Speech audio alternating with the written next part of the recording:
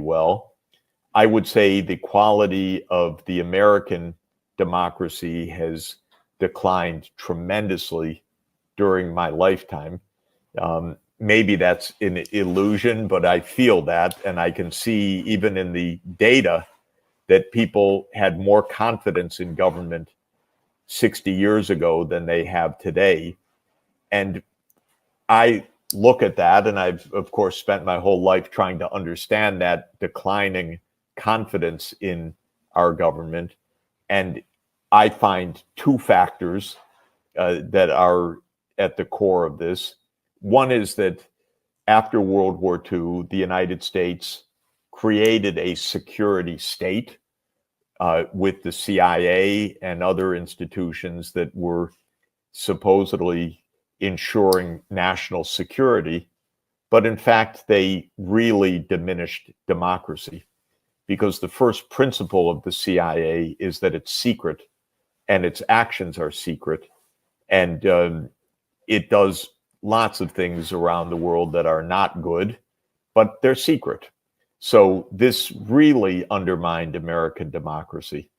And we don't have much public effect on foreign policy, for example, in the United States, because when it comes to foreign policy, really the president and a few other people make decisions on behalf of everybody without public debate or without control by any really democratic institutions, other than a vote once every few years. But that's not enough, because we go to war all the time against the interests of the American people. So that's one part of the problem. The other part of the problem that I mentioned earlier is the big money in politics. Some countries restrict private campaign financing. In fact, most in Europe don't have a lot of corruption of the political system. But the United States, I regard as kind of legal corruption, legal in the sense that our Supreme Court said that companies can spend whatever they want on politics, no restriction, or few restrictions. And the result is our election cycle, say the 2024 election, will spend maybe $15 billion of campaign financing. Now, you don't get honest government with so much money changing hands. You get government that is purchased by the highest bidder. And this is why the confidence in democracy has declined so much.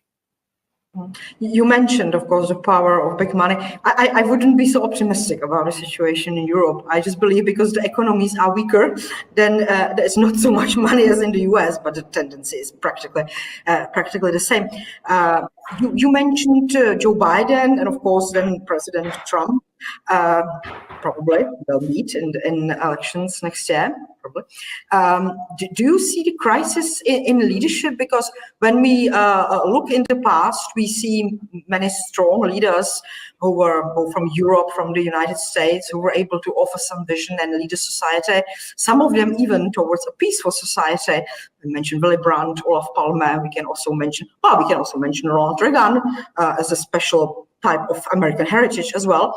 I would say there is a certain decline in these leadership qualities. Do you view it as well? Because in Europe, it's, I think, very visible.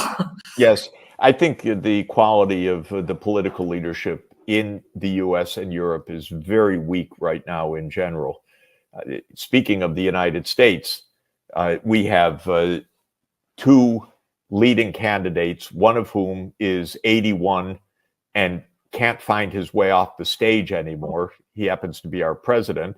And the other one is a convicted, is multiply convicted,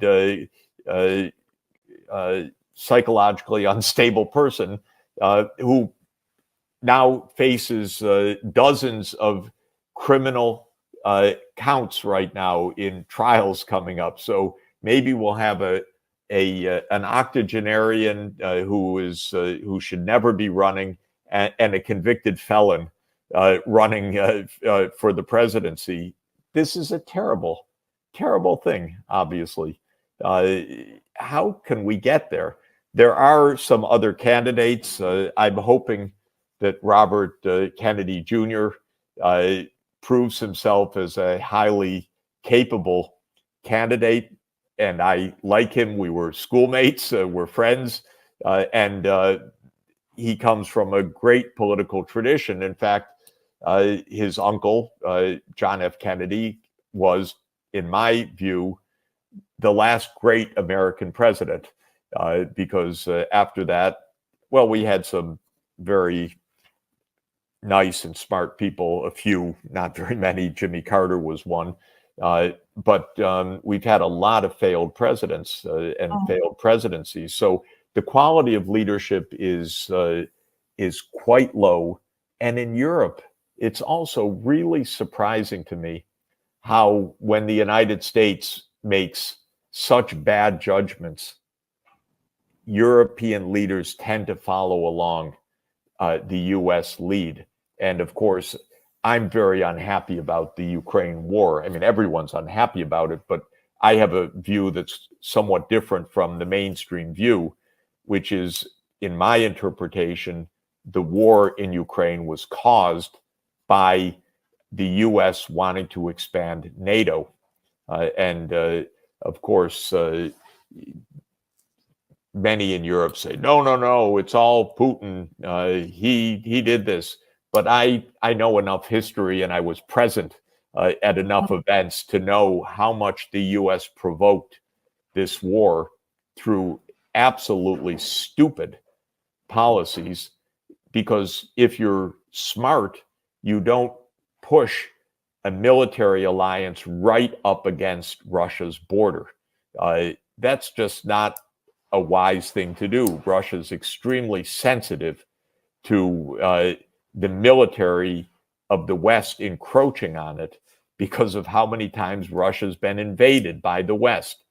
And especially when the United States politicians have so much hostility to Russia, which they do. They openly express the idea that Russia should be dismantled and many other things.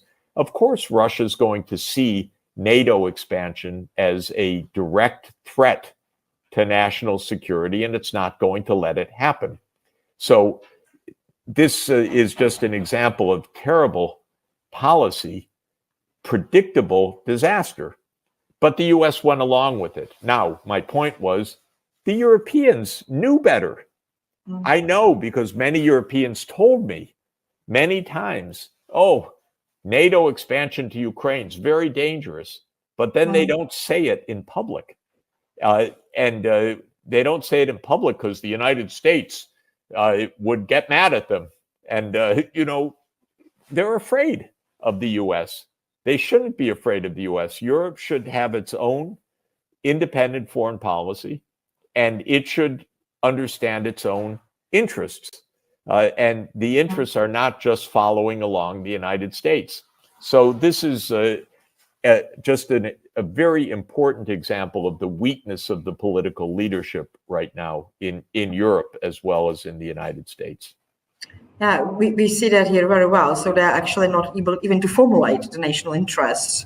And I don't know if it's fear or simply they are not capable to understand what's going on. Maybe it's a combination of both. However, the consequences are really disastrous for the EU, both economically and politically, of course. You mentioned one European political leader said to me a couple of years ago, oh, they don't take us seriously in Washington. And he said it even more colorfully, which I won't repeat exactly, but this was a leader of a major country. And my thought was, yeah, but you should not allow yourself to be treated that way. That's your fault. That's not America's fault. Yes, America's arrogant, but stand up for Europe. And this should be the approach, but it's not the approach. Because I think we've covered a lot of ground for ASEAN, and we've heard a lot of things that are very promising.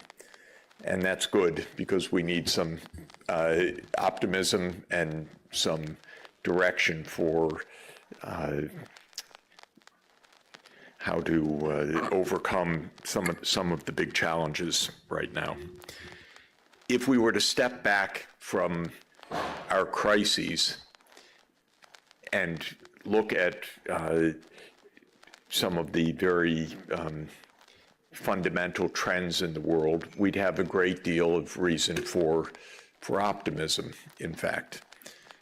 The world economy and world society as a whole has become much better off than it was 100 years ago, without question.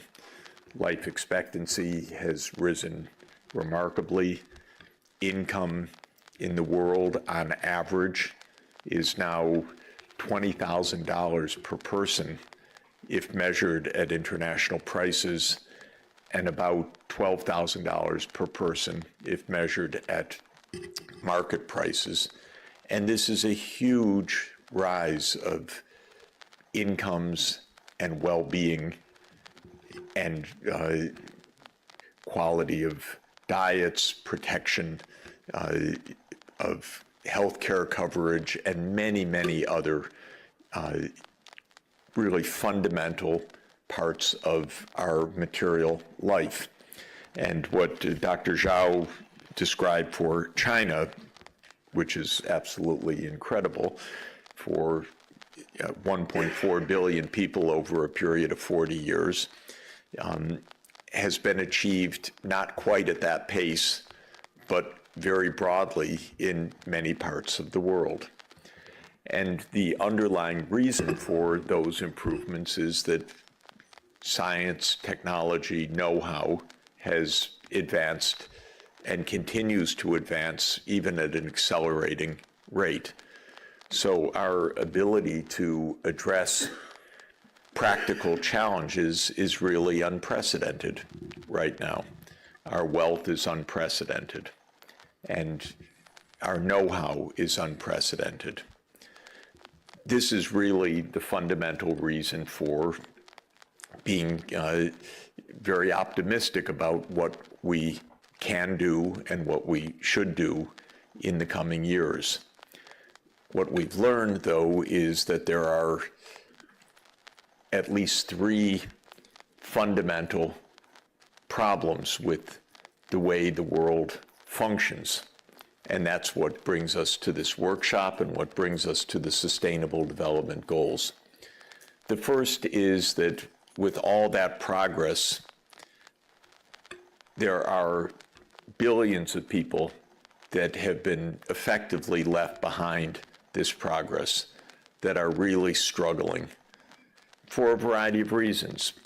People live in more remote areas or in very unfavorable geographies, or are part of minority groups that have been maltreated within societies, or half the population, women and girls, that traditionally were not part of the market economy, were part of the household economy, and have definitely seen progress, but facing a lot of social obstacles still today, which is why one of the Sustainable Development Goals is directed specifically at the issues of gender, SDG 5. So one of the three huge challenges is that we have a rich world and a lot of very poor and suffering people within that world. And that's just, I think for most of us, humanly unacceptable. And indeed, when the UN was established in 1948, all of the member states agreed that there should be basic standards of life for every person on the planet, because they're people on the planet, because they're human beings, and the world is productive enough to ensure the dignity of everybody. And that's why the Universal Declaration of Human Rights was adopted. And I regard us still trying to honor that declaration, which seems to me to be the basic point. So problem number one is the very uneven development, the fact that there is still today a significant part of the world that lives in really abject deprivation. And that's a first challenge. And I think it's ethically probably the number one challenge, because extreme deprivation in a world of plenty is absolutely destructive of all of our humanity if we don't solve that problem. So that's why SDG 1 is end extreme poverty. Straightforward. And SDG 2, the second highest priority, is end hunger, for heaven's sake. Of course, there are big challenges of how to do it, but I will say in a world of wealth and knowledge, this is definitely within reach. It's crazy, to my mind, that if the average income is $12,000 per capita, there are people living at a few $100s per capita, and the world just goes on as they suffer and die young and face terrible hardships. The second big challenge, the huge challenge, the puzzle that is even harder than the first one conceptually, is that we discovered about 50 years ago that the nature of our economic development, all that wealth that I just talked about, is environmentally destructive, because the much vaunted economic processes don't take care of their physical byproducts. And some of them were not understood till 50 or 100 years ago, like greenhouse gases and their effects on climate.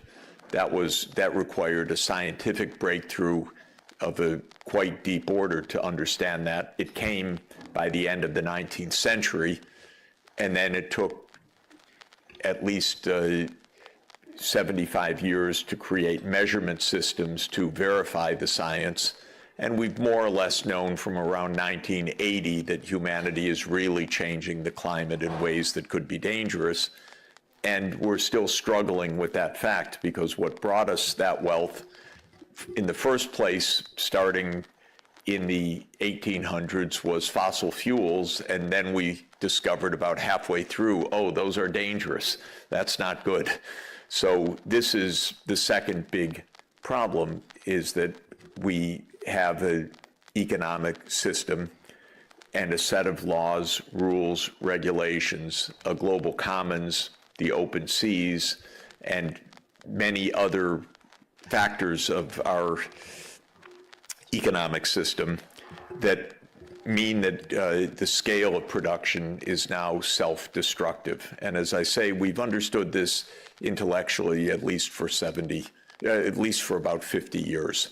It was 50 years ago that the first conference on this fact took hold. It was 51 years ago that the first good book about this, Limits to Growth, was written and made clear that there was a real problem.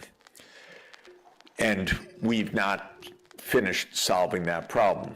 But let me stipulate the following, just like I did for the first one. There's nothing fundamental about these environmental challenges that is beyond our solution, even with our current knowledge base.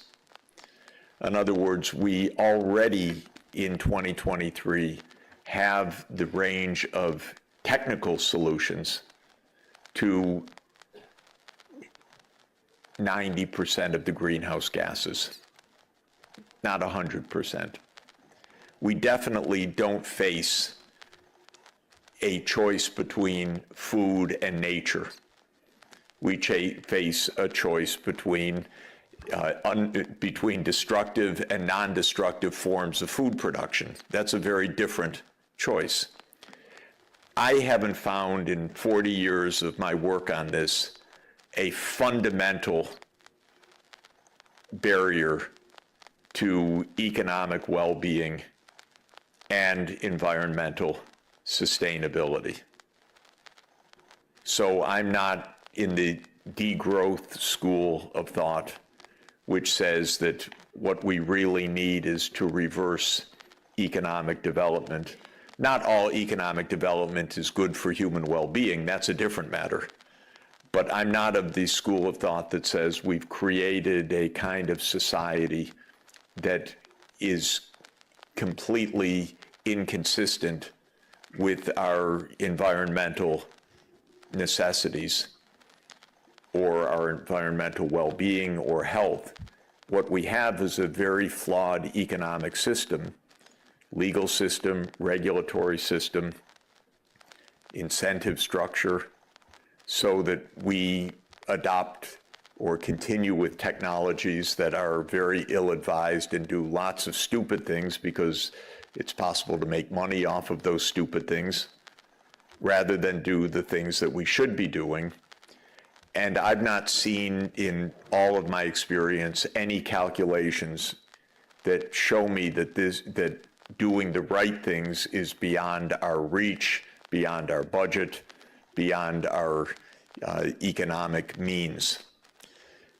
For example, all of the estimates about the energy transformation to a zero carbon energy system suggest that it's 1 or 2% of world output that is needed to make that change. That's really strange. It's not that it's 50% of world output that's needed. It's not that this is cataclysmically expensive and we're just doomed as if an asteroid were coming to hit the planet and we have nothing to do. No, we have clear, very, very clear things to do. Sometimes we have too many possible things to do, so we don't know which one to take, so we're paralyzed. Should we do wind or solar or nuclear or this? I don't know. We won't do anything right now. We're making money with what we're doing. So we're paralyzed. Or we know what to do, but there are strong vested interests saying don't do it because I'm making too much money in the short term doing the destructive things. Or it just is complicated and hasn't been thought out properly because this is something absolutely new. It was rather straightforward to build a coal plant, but it's not so straightforward perhaps to build offshore wind or solar fields or something else because of storage or other issues. So there are just complexities. But that's the second big category of challenge that we face, which is this economic environmental collision course, which again needs analysis and then needs to ask, how deep is the problem? And for me, and how solvable is the problem? So the climate crisis is very deep, but it's also rather solvable. And there are some puzzles, definitely. What should big ocean tankers run on? Should it be hydrogen fuel cells? Should it be ammonia? Should it be hydrogen combustion? I'm not an engineer. I've heard the arguments from the engineers. I want them to fight it out. I want them to try different approaches, but clearly we should be trying these technology lines. The third big challenge, which is a challenge of time immemorial, is that we seem to have a very hard time to stop killing each other. So war becomes ever more dangerous because the weapons become ever more destructive. And now we're technologically so smart that we figured out how to destroy the whole humanity. Damn it. If we weren't so smart, we wouldn't have this trouble. But a few geniuses figured out you could make nuclear fission work to make a bomb. By the way, there were probably 50 people in the world that understood that. And they figured it out, and then they gave it to a world of idiots. So we have a lot of dumb people who are in charge of nuclear weapons, and they were made by a few geniuses. That's our problem. So this is our third issue, which is how to stay peaceful and cooperative.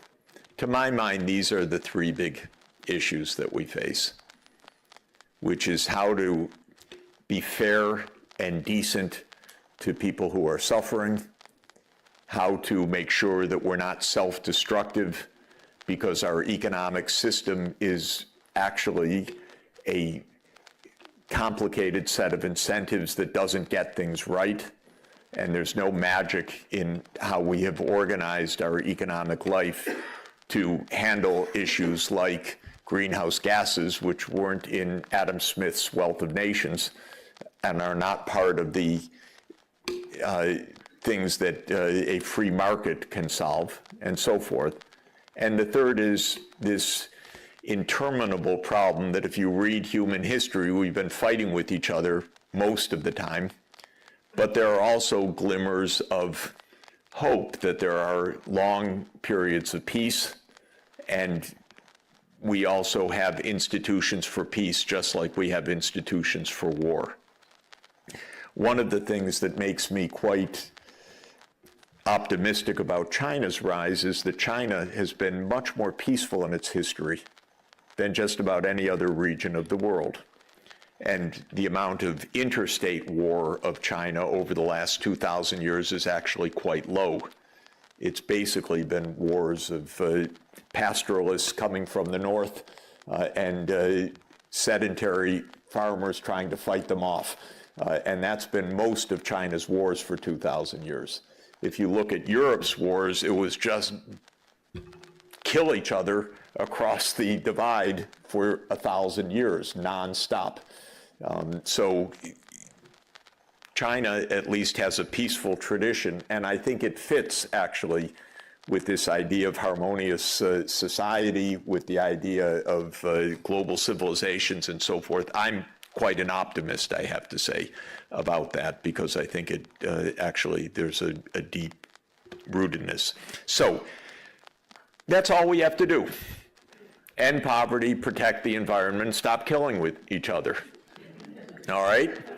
So, thank you. No, okay. So what do we do?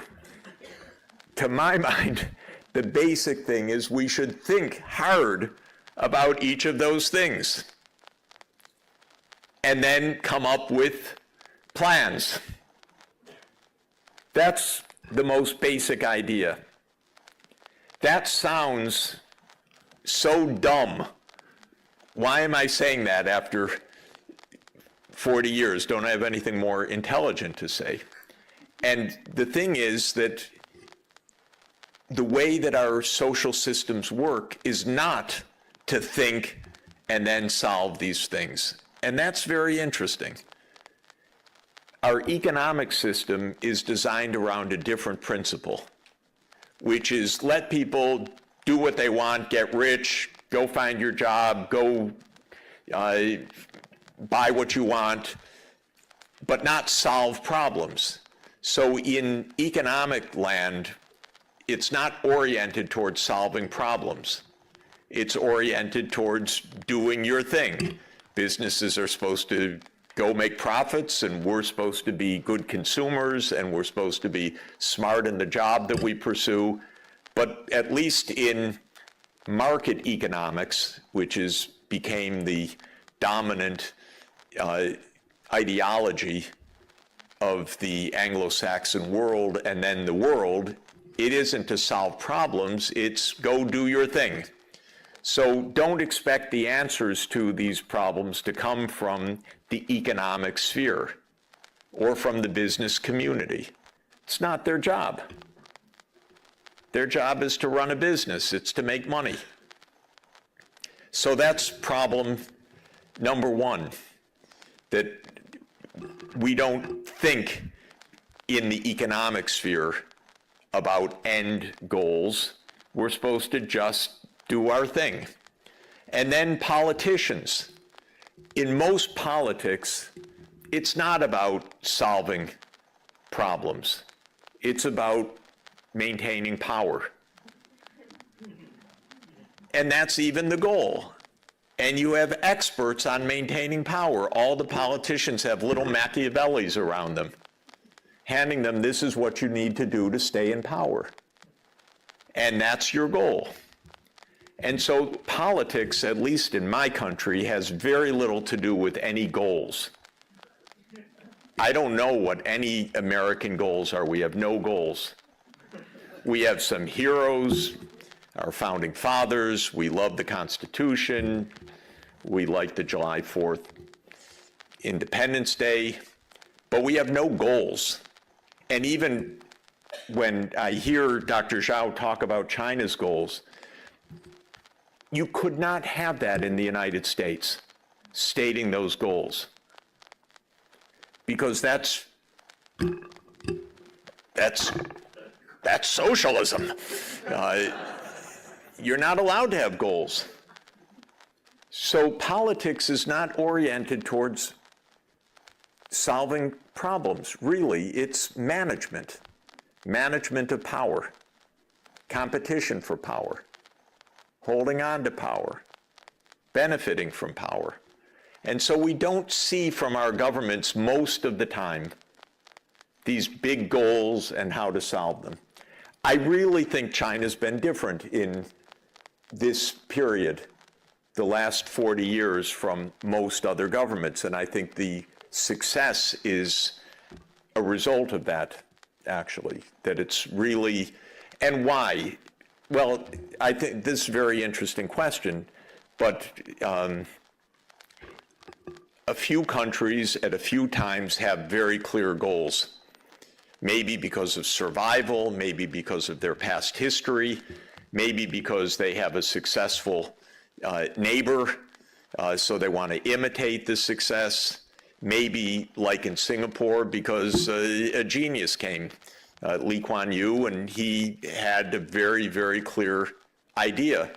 And really, Singapore, it is a case of a very clear, brilliant thinker who just guided things for quite a while, like Plato's philosopher king. But most of the time, this is not how politics is. So we don't see a lot of this problem solving coming from governments.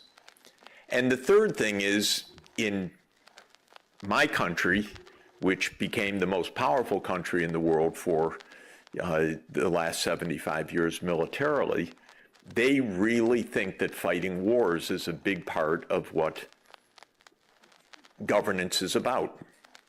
They're crazy and dangerous and could get us all killed. So that third category of just peaceful cooperation does not come easily. Every day we read something hateful about China in the American newspapers now. Every single day. I just read today, China has the Global Civilizations Initiative. Wonderful. You talked about it. Today I just read, this is terrible. This is, China's out to take over the world through this. Now, honestly, this is a mindset that is very, very deep, probably ingrained evolutionarily in us also, because there probably was a time when whoever could control the next water hole survived, and whoever didn't survive, and it was us or them. And that's not how the world is right now. It's not us or them. We don't need to take over any other place to have well-being, period. There's no crisis of living room. There is only the crisis of understanding, don't kill the other side. Okay, so what do? Again, just to conclude, we need to think clearly. Excuse me. That's a technical term about American politics. So we need really to put serious ideas forward in detail. And that's the purpose of what we're after. And two specific pathways that we're really focusing on right now is one is the energy transition, because there's only a quarter century and an energy system's really complicated. You have to have a power grid. We have to convert all the vehicles to electric or to hydrogen or to some other non-emitting source. The building sector has to be far more efficient. Industry emits a lot of greenhouse gases. Deforestation. In other words, all of the getting to net zero is quite a complicated challenge with lots of moving parts, and it's a lot of money.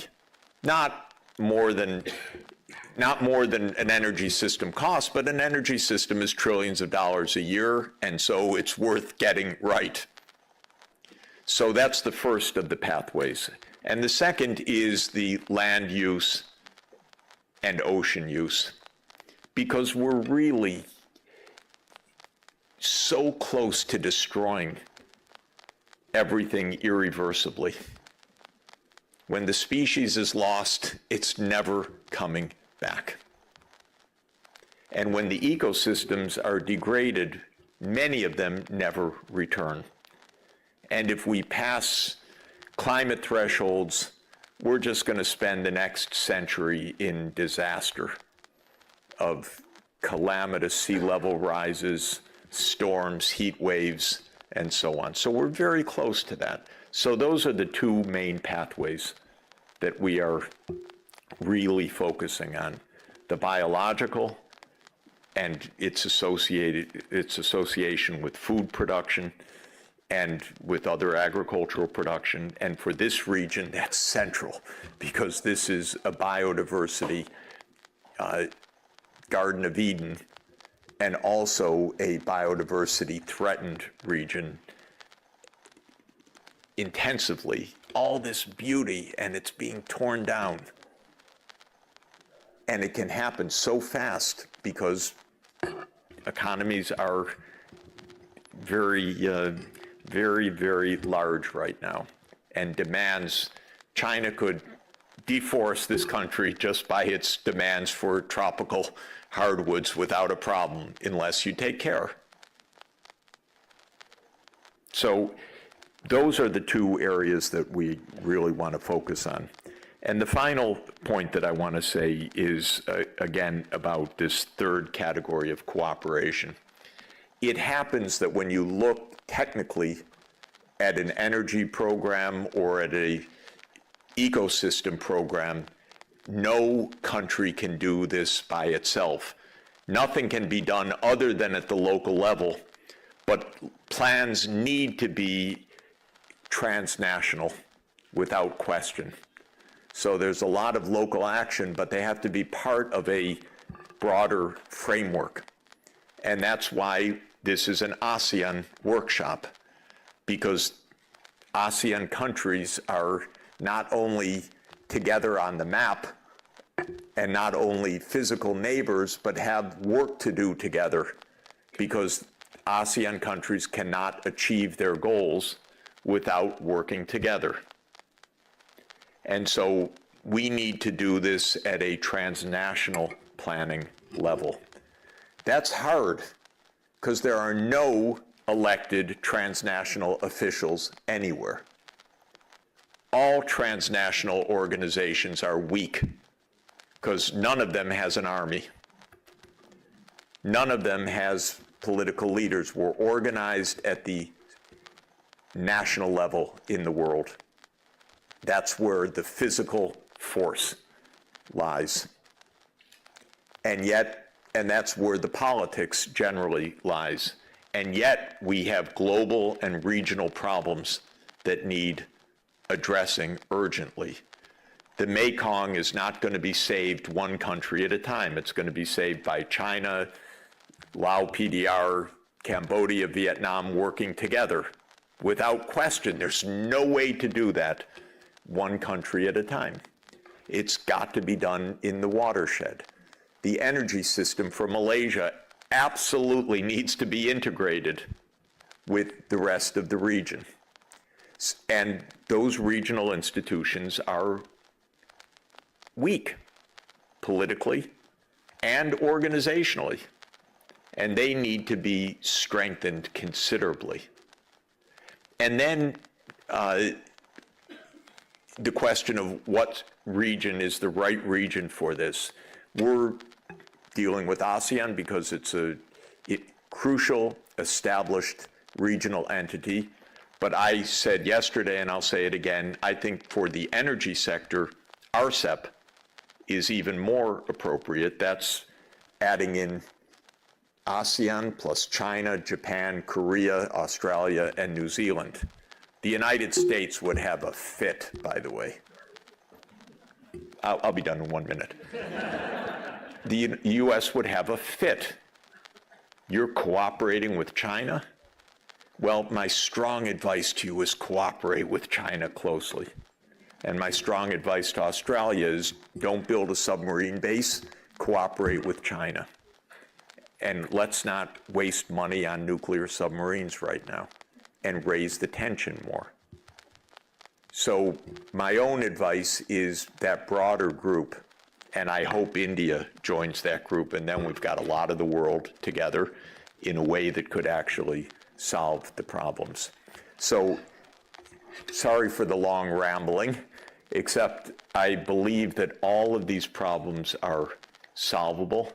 I believe that universities have a unique and extremely important role to play in this, because this is what we should be doing.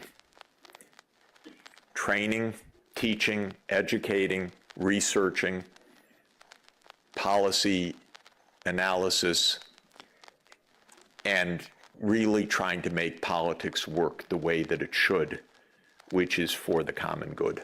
Thank you. A political outcome right now, not the one we wanted, but we were so dumb not to take a better deal a year ago, 2 years ago, 5 years ago, 10 years ago, that now we're in a situation where we're not going to get exactly what we, quote, want. But to continue the fighting would absolutely destroy even more. What worries me most is actually that really the lives of Ukrainians are just taken as a casualty, as something not even worth speaking about. They don't even talk about it. The leadership is absolutely gross. You know, I'm sure that Zelensky is in a very hard place, but all he talks about right now is throwing more lives to the graves. Frankly, no strategy, no self-awareness, no situational awareness. Okay, it's very sad because the United States talked him out of a peace agreement in March 2022. That was Zelensky's chance, and he lost it. He was inexperienced. You know, when the United States comes and tells you, we have your back, you tend to believe it if you're inexperienced. I tried to tell him, by the way, I really tried to tell the Ukrainians, look, I'm an old guy. I've been through lots of U.S. wars, Vietnam War, Nicaragua, the Gulf Wars, Syria. They never win. Are you kidding? Do you really want to end up like Afghanistan? And they didn't believe me. They just thought, oh, you're a Putin apologist. So they didn't want to hear any of this. But I was telling them the hard facts about American wars, and they didn't want to hear it. Besides Russia, I'm not sure that Ukraine actually is such a big topic in American policy. I'm not sure about that. Yeah, it's maybe definitely diminished. You know, it's a big focus of the political class still, the military-industrial complex and the White House. Maybe for just political reasons that Biden doesn't want to admit what a lousy poker player he is. But the point is, for the American people, they've had enough. There's no groundswell of support. People don't want that. They want to stop this thing. And so in that sense, you're absolutely right. Typically, the public doesn't have much say in this. We have almost no public debate, but Biden's popularity is really collapsing. And if the unhappiness with Biden's foreign policy is very, very clear. So maybe even public opinion is going to start playing a role because we're now in an election year. I would like to ask you to clear the position on China, because when I look both at the Republicans or at the Democrats, I would say that their views on China are very similar. So they actually have very hostile views towards China. Now there was a summit, APEC, where both presidents, Biden and Xi Jinping, met. Do you see any decline in tension, any hopes that actually the relations, they're probably not going to be friendly, but let's say at least stabilize and would be less threatening for the world? I'll tell you an interesting thing. When President Xi came to this APEC summit in San Francisco, he met 200 U.S. business leaders, and they gave him a standing ovation. I don't think they would give an American president a standing ovation, but they gave President Xi a standing ovation. Why? China's their biggest market. They both produce in China, they sell in China, they make a lot of money in China, and they want normal relations. What is happening is two things. One, we have a kind of security class in America who are all about American dominance, American hegemony, America being number one. It's a very strange group of people, but this is our foreign policy establishment. Then we have politicians who basically think that, and it's very particular, Trump in 2016 won the election by winning swing states in the middle of America, in the American Midwest, which is our industrial zone. And he won it by saying, China took your jobs away. And when he made narrow victories in those states, the Democrats said, oh, we have to attack China in order to compete politically with Trump. So there are two reasons for the anti-China sentiment in the United States. One, and in the political class, one is this idea of America being the only dominant country. Well, I mean, unless you're playing a board game like the game of Risk, you don't get to be the dominant country in the world when there are other big countries around. So this is arrogance, again, very misguided. Then there is this protectionist politics, which tries to appeal to a few swing states in the US elections. The upshot of this is that the political class, both Democrats and Republicans, are pretty united against China, pretty ignorant from my experience. They don't know China, they don't know Chinese history, they don't have any perspective. They play a dangerous game, like when our Speaker of the House, Nancy Pelosi, flew to Taiwan. So stupid. Sorry. Just why do you want to provoke another superpower? Thank you for saying that, because we have the same representatives who are also provoking China in this kind. Okay, don't provoke China. Be respectful. Just have normal relations. Don't provoke a superpower. Why? What is in it to poke a superpower? It's stupid. People should think. If there's even if you think there's a bully, which China's not, but if you think there's a bully in the schoolyard and you're a little kid and you think they're the bully, is it really smart to go poking them and say, you're a bully, I hate you? No, you're going to get hurt in the end. So you need some common sense. And China's not even bullying. China is just big, successful, dynamic, actually a good trade partner for Europe. So we should treat it normally, respectfully, and the U.S. anxieties should not be Europe's anxieties. This is another area where European politicians are just repeating the words of American politicians. And I know behind the scenes, although it's obvious, why does van der Leyen repeat words almost like Biden? Because she feels that her job is to be with the United States. Maybe she hopes the United States appoints her as the Secretary General of NATO or something. I don't know what it is. No, but that's what she hopes maybe. So this is where Europe makes a big mistake. Just like it did make a big mistake in Ukraine, it would make a big mistake of trying to make an enemy out of China. That's a completely ridiculous losing proposition. My last question, because our time is coming up, I have to reflect one very current event you already mentioned, and that's the elections in Argentina. Yes. Because let's say that the elected president is an unusual personality. How do you view this situation?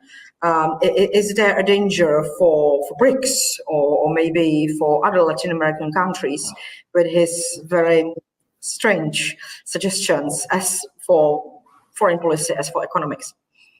Yeah, of course, time will tell. One thing is he won the presidency, but has no control over the Congress. His small parties, and at least for the moment, doesn't have any kind of governing coalition in the Congress. So maybe his ability to do things will require a much broader coalition of forces, and that could be a constraint. But let me just say first, Argentina is a country that has been unstable for its whole history, going back to the 1820s, ever since independence. Argentina has messed up more currencies, had more inflation and more instability than any other place on the entire planet. This guy won not because of what he says, but because of disgust with the outgoing government, which was delivering inflation of triple digits, more than 100%. You can't really win an election when inflation is triple digit. And I know Argentina quite well, and actually worked with the finance minister just before this one. And he was doing a good job, and he ended up being not forced out. He resigned, unfortunately. But he resigned because his own, I would say, corrupt politicians in his own party were rejecting the normal policies that he was trying to promote. So Argentina is now in yet another cycle of instability. All my professional career as an economist, I've been watching Argentina in amazement, because it's not an impoverished country by any means, and it's got huge natural wealth and very smart people, well-educated class of people, but it has made such a political mess repeatedly, and this could be yet another one. I don't want to say on the first day after the election of this guy that he'll really govern the way he campaigned, because sometimes they become a lot more responsible, but it could be that that he is what he says he is, in which case Argentina is going to face some real troubles. It's regrettable, because I'm a fan of the BRICS. I would like to see them work. Argentina is a new member of the BRICS group. Whether this guy stays in or out of the BRICS or gets kicked out of the BRICS, everything remains to be seen. But I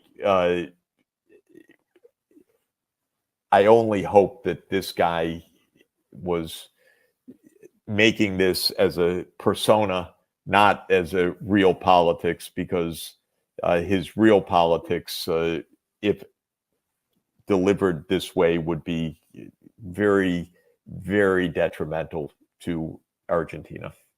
Office in 2021, rather than trying to de-escalate, he called for NATO enlargement and reinforced the U.S. push to expand eastward. Putin strongly pushed back. Biden pushed back.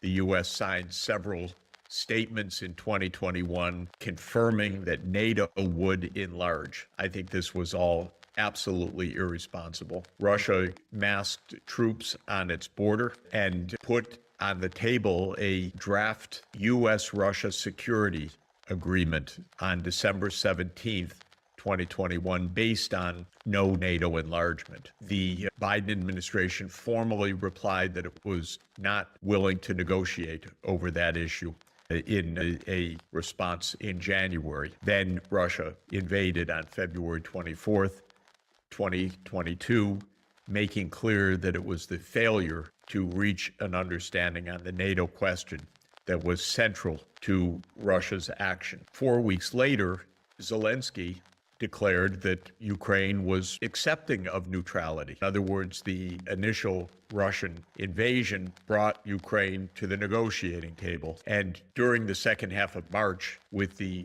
Turkish government being the mediators, Russia and Ukraine hammered out a peace agreement.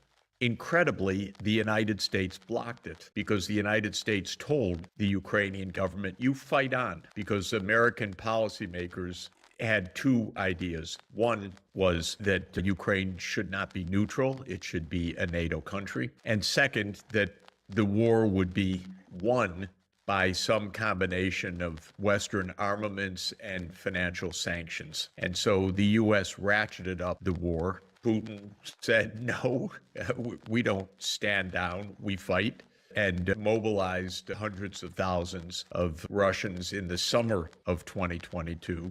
And since then, we've been on a path of military escalation. I resent the fact, as a citizen threatened by this, that Biden has not negotiated over NATO, and that Biden and Putin have not talked once, as far as we know, since February 24th, 2022. You know, when two sides are fighting, they need to talk and negotiate. But that's rejected. The hardliners in the United States, Nuland, Blinken, Sullivan, Biden, say, why negotiate? We just escalate. We'll defeat Russia. This is, in my view, utterly reckless and irresponsible. First, it leads to the destruction of Ukraine, and second, it risks the escalation to nuclear war. So I'm very unhappy about this, and I very much resent that the mainstream media, like the New York Times, repeats the falsehood all the time that this was an unprovoked action on February 24th, 2022, seemingly wanting us to be without any context or history to understand where this conflict came from and how it can end. And a newspaper like the New York Times has a responsibility to tell the truth, and they're not doing it. Indeed, as citizens, we have the right, a country is not looking after, in the US, the prosperity of its own citizens, going out, conducting these irresponsible wars when we don't have time with other things with the environment. Ironically, what seems to be behind it all is this insistence on a unipolar world, insistence on dominance. And while the US wants to hold on to its status as a reserve currency, it seems under those economic sanctions that US has also suffered, it might even be hastening, strengthening the currencies of other countries. Well, the basic point is the U.S. has 4.1% of the world population, so how could it presume to be the world leader? You know, the U.S. is a powerful country, it's a rich country, but it doesn't run the world, and it should not aspire to run the world. That's a kind of madness. And the U.S. ideology for a long time has been that the U.S. should run the world. It's, to my mind, unbelievable. But then again, I've spent most of my career outside the U.S. seeing the other 95.9% of the world. And I know that the other 95% of the world doesn't want the United States to run the world. It's not against the United States. It just says, let us have our own part of the world. We don't want you running the world. We don't want you deciding what our government is, who we are, how we rule ourselves. You know, you're just one place. And this, the United States leaders don't understand. They're very arrogant. They're very ignorant because of the two big oceans. They're very unaware of the history of other parts of the world. And we end up with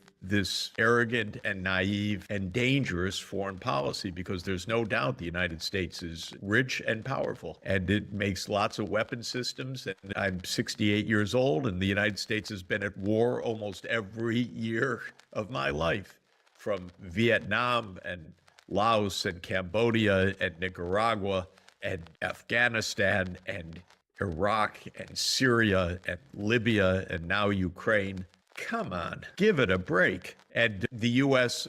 is also experiencing the reality that other places in the world are catching up on technology, indeed leading on technologies as well. And China's a very successful, very industrious, very hardworking society, which in the last 40 years has gone from poverty to a very significant world important economy. And the U.S. has a very hard time accepting that.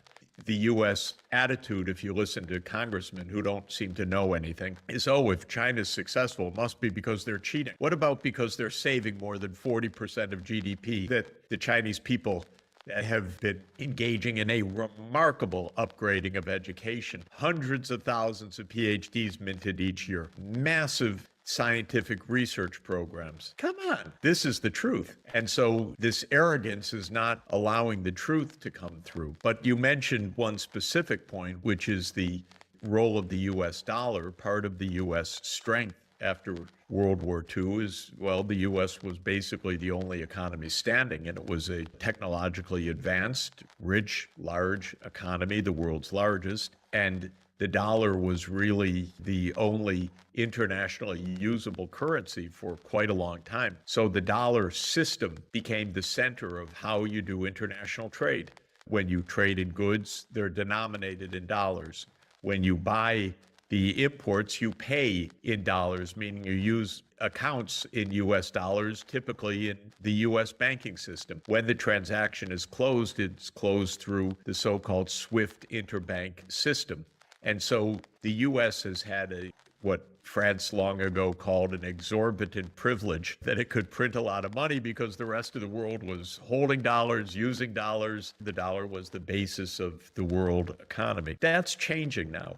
And it's changing for three basic reasons. One is the share of the U.S. in the world economy is diminishing. So this means that the predominance of the U.S. is bound to diminish. The second is technologically, settlements are going to occur in all sorts of ways other than through U.S. banks. And so-called digital currencies, especially central bank digital currencies, will mean other ways to make settlements. We'll settle in renminbi when we buy in China, or settle in rubles, or settle in rupees when trade is with India, and so forth. So there will be multiple currencies. And then the third part, which is really a matter of a bad set of decision making, the U.S. has militarized the dollar, meaning that usually you think about money, well, you have it, you can use it, you can spend it. But the United States has come to say, if we don't like you, you don't necessarily have access to your money anymore if it's in our banks. So the U.S. froze the dollar holdings of Russia. The U.S. has frozen the dollar holdings of Venezuela. The U.S. froze the dollar holdings of Afghanistan. My advice to any government that's not getting along with the U.S. government is be careful about your money, because the U.S. might come in and freeze your money. And so countries are looking to hold their reserves in other ways now. Perfectly understandable.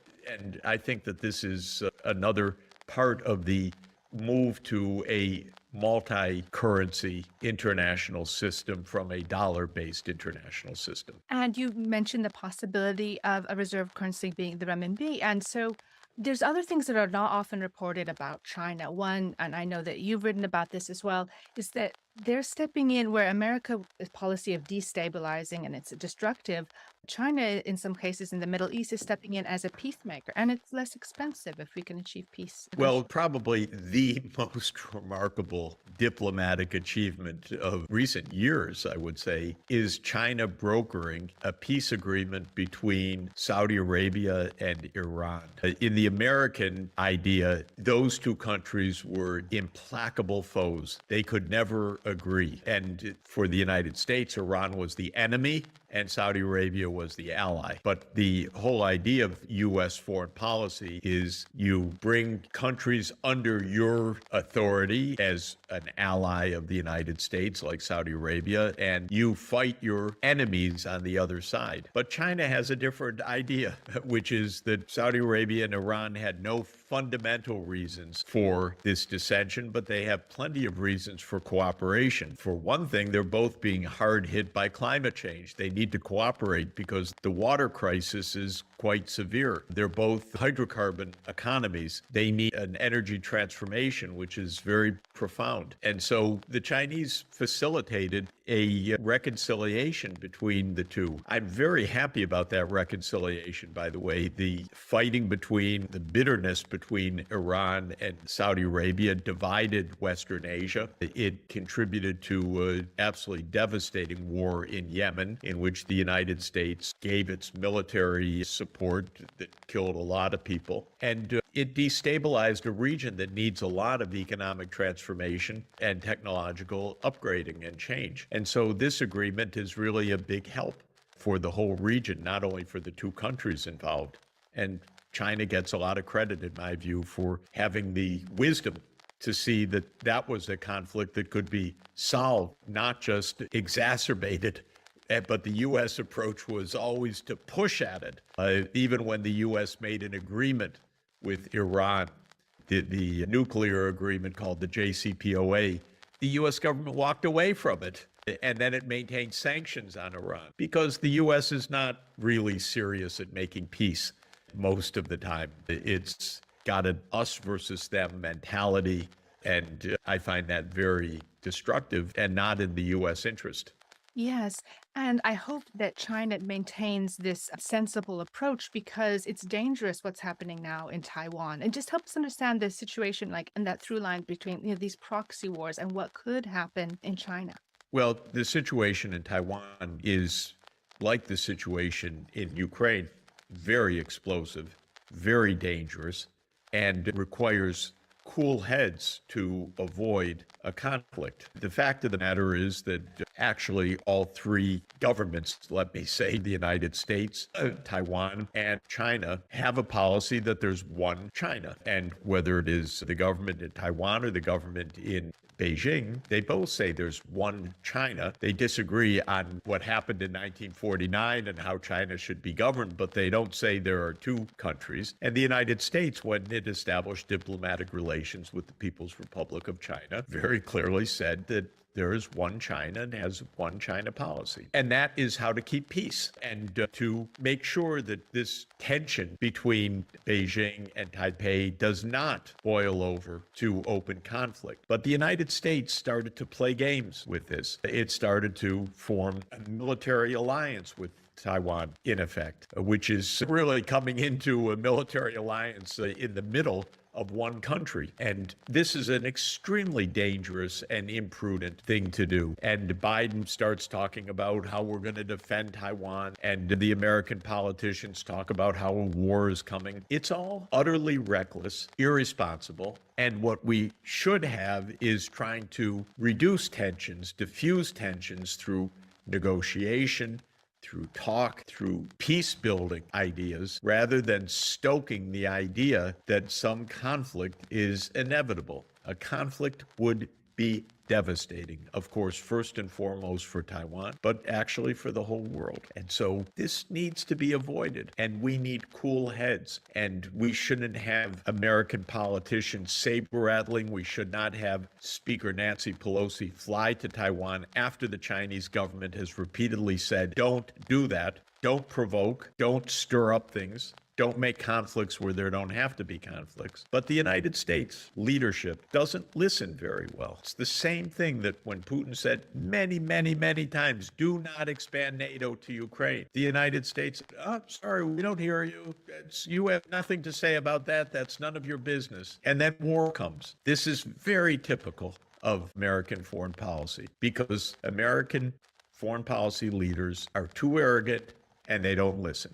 Yes. And now, 61 years since the Cuban Missile Crisis, you'd think we learned our lesson. And of course, America would never accept a military alliance on its doorstep, say coming down from Canada or something like that. Well, of course, when Cuba aligned with the Soviet Union in 1960, the U.S. idea was invade. That's it. It didn't say, oh, Mr. Castro, you can do what you want. It's an open door. If you want to be with Soviet Union, that's fine with us. No, it said, well, we invade. So that was 1961. In 1962, in the repercussions of that and in a really reckless gamble and reckless action by the Soviet Union putting missiles into Cuba, this whole conflict escalated to just the brink of nuclear war in the Cuban Missile Crisis. And then in 1963, both President Kennedy and Soviet Chairman Nikita Khrushchev said, we have to pull back from the brink. We have to live together. We should not be coming to the edge of global nuclear war. And they signed the Partial Nuclear Test Ban Treaty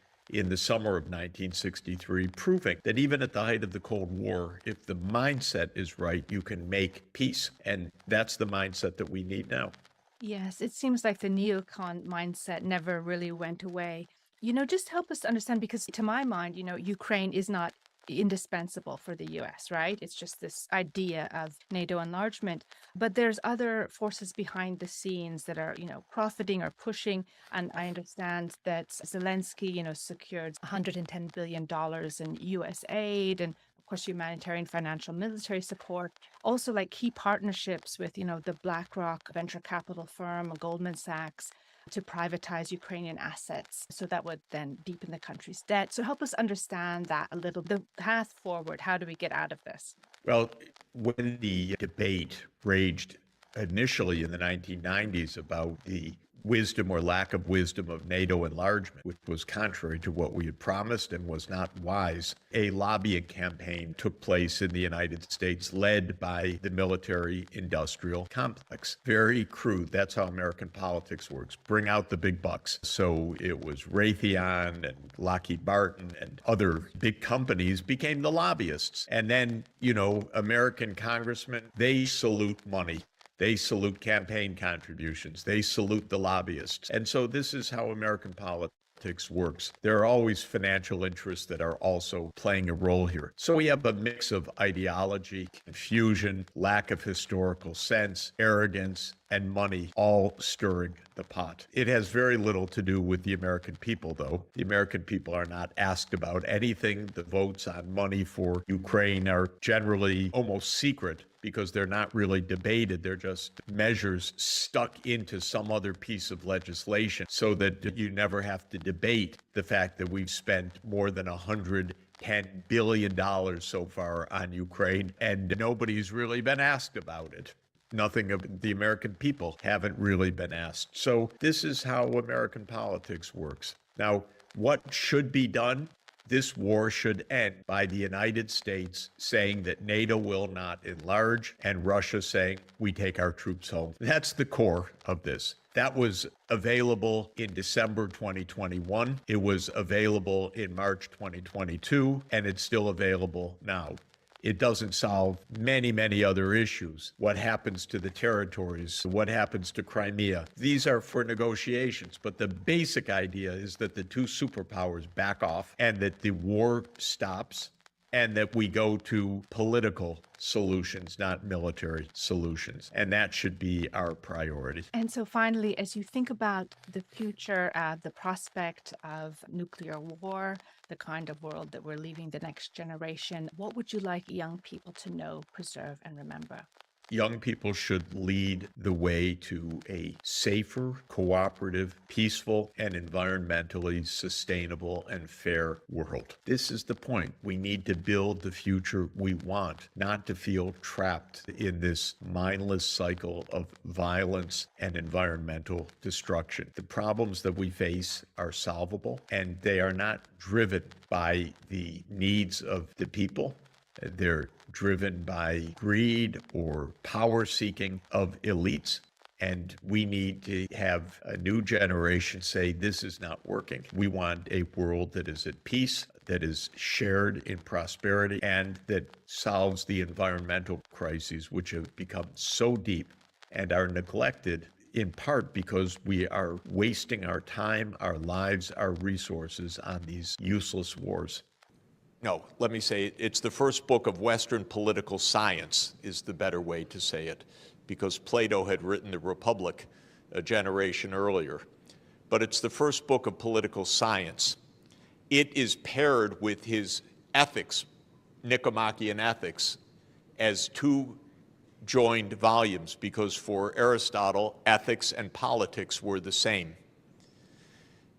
Of course, in 1514, I think it is,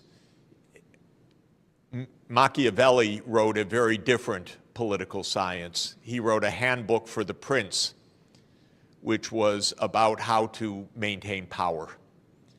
And political science in the West began to be the science of maintaining or managing power, not the science of producing the good. And in fact, Machiavelli was teaching the prince. He was actually making a job application back to the Medicis because he had been dismissed from the Medicis, wanting a job back that he was advising the Medicis how to hold power in Florence. Later, in the next century, one of the most influential texts in Western cultural history was written by Thomas Hobbes, the Leviathan. And this was written in 1640 as Western science was taking shape. And Hobbes wanted a scientific theory of human beings, but modeled as individual atoms that collide with each other. Because for Hobbes, there was no longer a cultivation of virtue, but rather each individual with insatiable desires.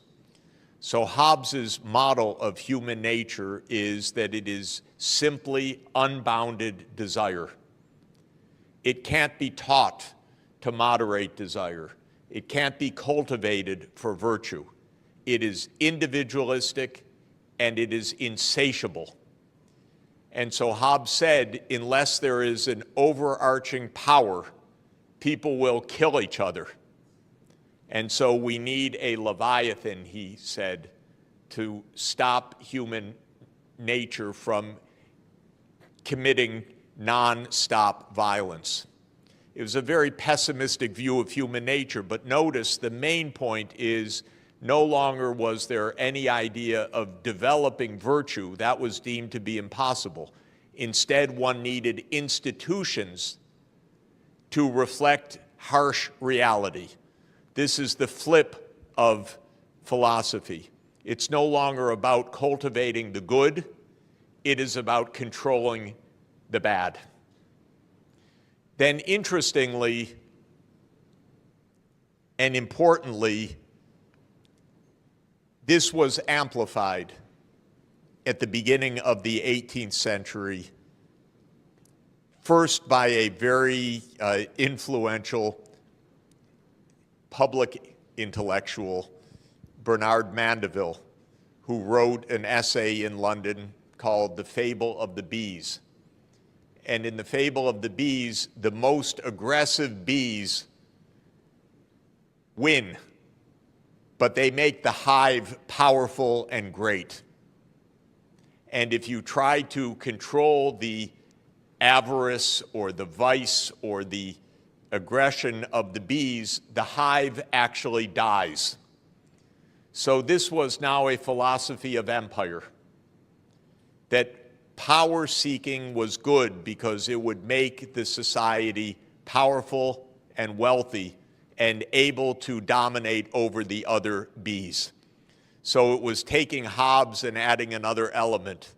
One beehive taking dominance over others. And clearly this was a philosophy that appealed to the emerging British Empire. Then came Adam Smith 6 decades later in 1776, and he said, in agreement with Hobbes and in agreement with Mandeville, that human nature is individualistic, tastes are unbounded, desire is a great motivator, but market forces will tame all of that, because market forces will force a kind of competition that will lead to a socially beneficent outcome. The point is, the Anglo-Saxon philosophy broke free of more than 1,800 years of Western tradition. The Western tradition from Aristotle and Christianity was a tradition of the common good, virtue, and care for the poor. With the rise of the British Empire, the philosophy became the benefits of power as a philosophy. And then even the idea that this would lead to, quote, the common good. But there are two more steps that are important to state. The poor became an enemy because now they were a drag on society. So John Locke, one of our most esteemed philosophers, wanted very harsh treatment for the poor so that they would not be burdens on society. And then came Malthus. Thomas Malthus wrote after Adam Smith, one generation later in 1798. And he proposed something even darker, which is that those hives, those different societies, are actually in competition for survival with each other, because there are more people produced than can be supported. And so life is a battle for survival, and trying to help the poor is inevitably to fail, because there will just be more poor people. That was his iron law of population. And that led in the next step. Darwin took that idea brilliantly from a scientific point of view to understand natural selection. But the later 19th century philosophers took that idea as a struggle across nations, and that now nations or peoples or races were in the struggle for survival. And this became known as social Darwinism. And the idea was, not only should there be no beneficence, if you help your own poor, you will weaken your society compared to others, and indeed you're in a struggle for survival. And this gave rise to the worst crimes of history, because Nazism actually, as a philosophy, which it was based on social Darwinist pseudoscience. And this idea, the German people will survive or the Slavic people will survive. And so this is a war even to extermination. Now, this kind of idea led to the worst cruelties, but we are still in a mindset in the Western world where it is competition and struggle that is the absolute underpinning of society. When I studied economics, I was taught about perfect competition. I was never taught even 1 minute about perfect cooperation. The idea doesn't even exist in economics. It's not even developed in one paper that I know of. because the idea of cooperation as a norm doesn't exist. It happened, this notion of letting greed motivate action perhaps did generate the spirit of innovation to some extent. But the way that it was championed and taught, of course, led to the worst excesses.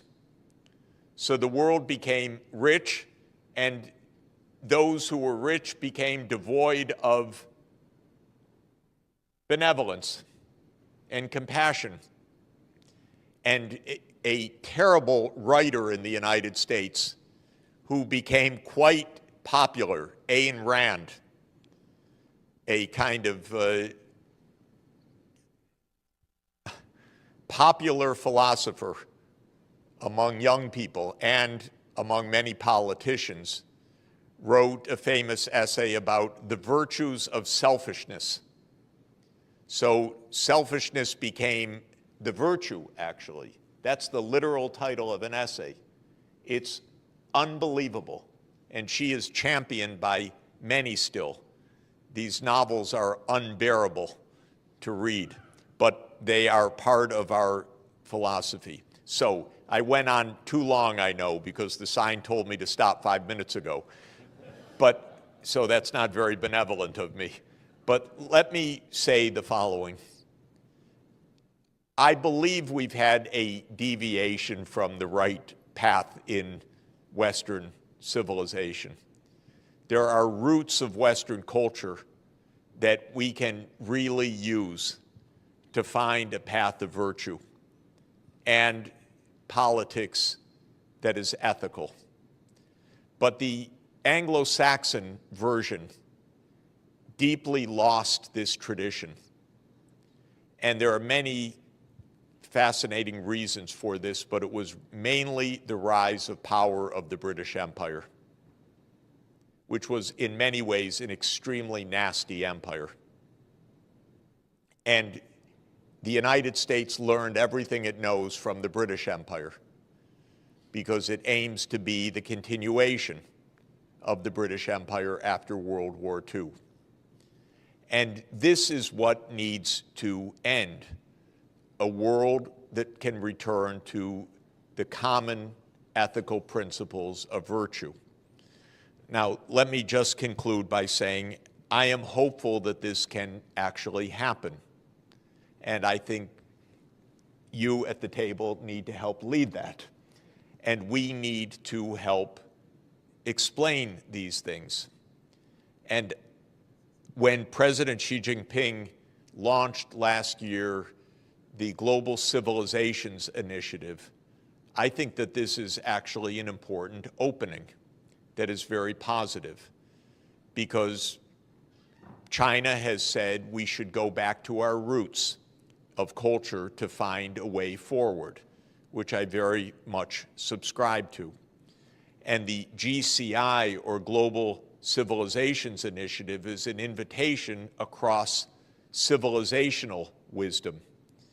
And I hosted a meeting in Athens last month, co-hosted with the Academy of Athens, a Aristotle-Confucius symposium on ancient wisdom for modern challenges that brought together Chinese and Western philosophers. We didn't have Buddha properly at the table except one very distinguished Buddhist thinker from Cambodia, but we need more of that. At the end of this meeting, we agreed that we would have a second symposium.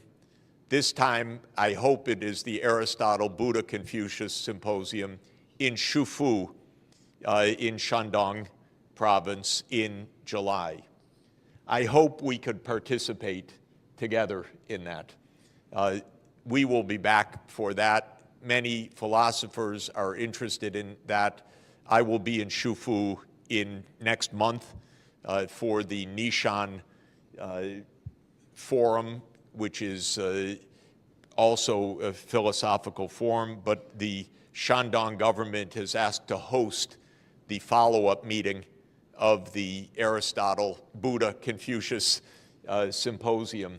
And I believe that this idea of East and West deep philosophical traditions, finding the deep humanity that is common across them, is extremely important and powerful and can really contribute to an understanding which right now doesn't exist.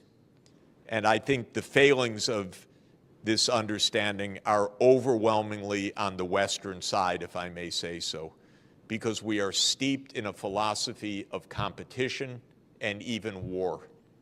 And this mindset is taken as given, but it is actually a recent phenomenon. It is an imperial phenomenon, and it needs to be put aside. So I believe that this actually can be done.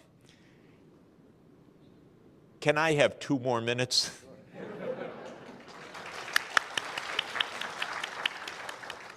Because I want to talk about net zero by 2050. And first to say how much I admire what Dr. Shaw proposed, and is the book in English also, or in Chinese? Okay, we're going to have to get me an English translation somehow, if we can, but I'm very eager also to read your forthcoming paper. Let me add a couple of things that I think are central, but I think they're already exactly in your climate club idea. It is not possible to reach net zero one country at a time, least of all for an island. We need an interconnected energy system, region by region, because if you are tapping renewable energy, it's intermittent. So it's sunny here or windy here. This needs interconnection. And East Asia should be interconnected in a common grid. There is a mainland China program called GuideCo, Cooperation Organization, that is the China State Grid engineers who are doing analytical work on interconnecting regional grids for Africa, for South America, for North America, for Europe, and for Asia. This is very important work. Taiwan should be connected to the mainland in a power grid. And the mainland should be connected with Mongolia, and it should be connected with the ASEAN countries, and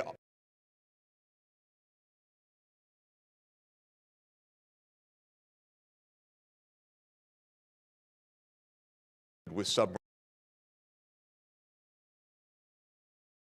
system. It would be region, the economic powerhouse of the world, rather than a battleground, because this region has everything if it works together. And it could lose everything if it views the region as a battleground.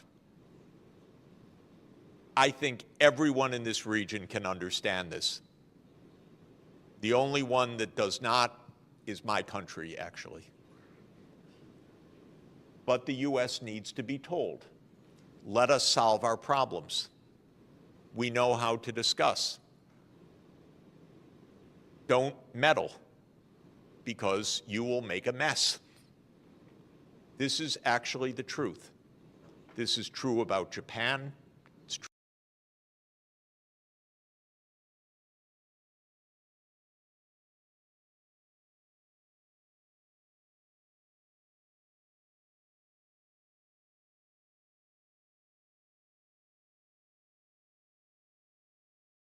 of zero carbon energy and all the cooperation that would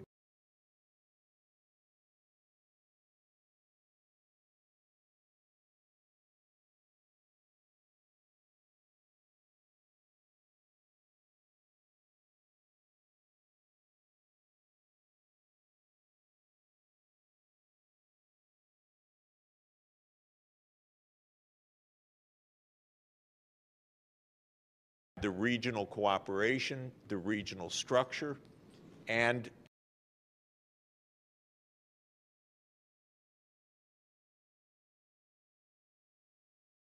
pose and probably roadmaps that show the physical interconnectedness, what technologies, where, as I've been saying,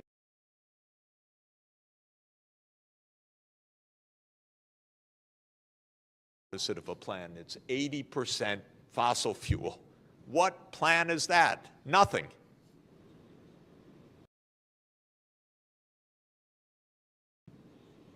Please, don't encourage them. So show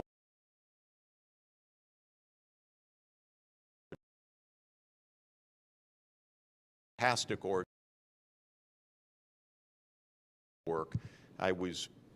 Sonia and I were just in Beijing with them a couple of days ago. We'll come back for a meeting that they're hosting on September 26th for a worldwide meeting on energy interconnections. I think that this is really absolutely at the core. So I agree with everything that you said, and I think that it's absolutely the way forward. And in that polycentric world, there's a concept which I find very useful. It's a concept adopted by the European Union, but a concept that actually started with the Roman Catholic Church, and that is the concept of subsidiarity, which is that we need governance at all levels. So we need global governance, regional governance, national governance, local governance. You put each problem at the lowest level possible, closest to the people, where it can be solved, but not below the level at which it can be solved. So the power grid cannot be solved at the national level. It must be solved at the regional level. The targets for decarbonization must be solved at the global level, and so forth. And the idea of subsidiarity is that we have this multiple levels. We have global governance. We have a global government that can do certain things and not other things. We have regional government. We have national government. We have local